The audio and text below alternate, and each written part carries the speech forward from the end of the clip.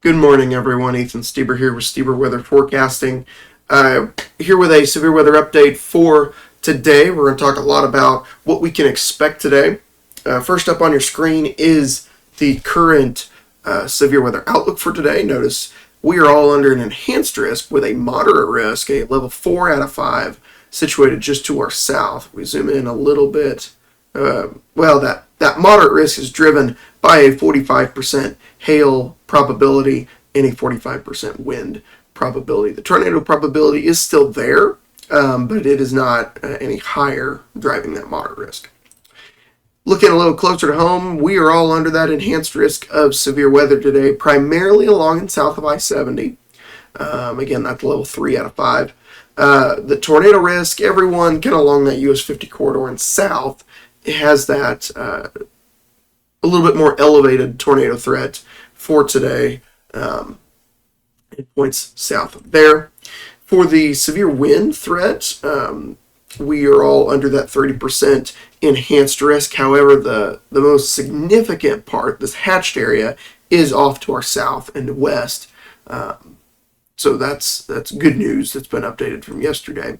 And everyone along that US 50 corridor and point south are also under a enhanced risk for severe hail, as well as having that hatched probability of the potential for some large hail, some 2-inch in diameter and plus.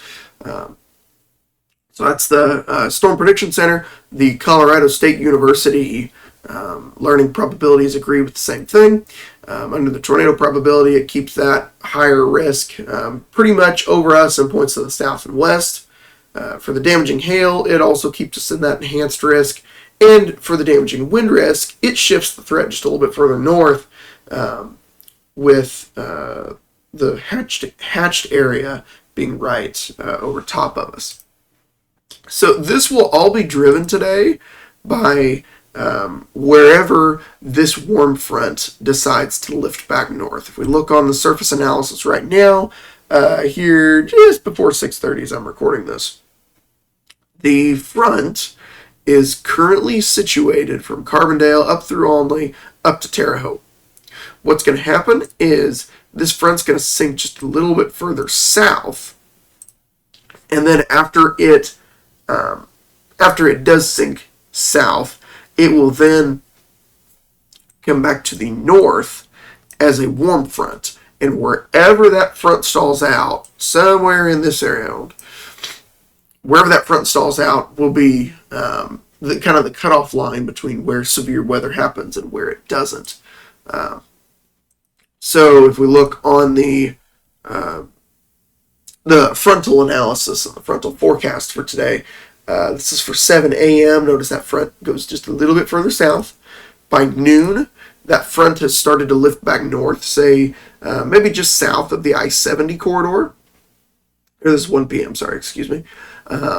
So everyone south of that would be in the potential for severe weather.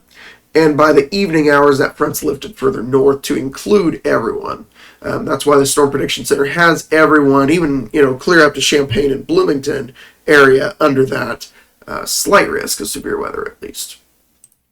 Let's time this out for you. I've got two different models to show you. The first one is the latest run of the high-res model. We're going to pick this up at noon today. Notice what we're going to have to watch is this cluster of showers and thunderstorms off to our west. It will move into the area kind of in a northeast fashion. So if we time this out for you hour by hour, here's 1 p.m., 2 p.m. We'll have to watch for maybe some thunderstorm development out ahead of the front, or out ahead of this convective area of storms. And notice a lot of these storms will probably pack a punch today, so that'll be something to be aware of. Again, 2 p.m. By 3 p.m., we've got numerous showers and thunderstorms across the area. 4 p.m., 5, 6, 7, we may catch a break. It's some of the models are indicating we may see a second round try to move in. So again, this is 7 p.m., 8, 9, and that's as far as this model will go.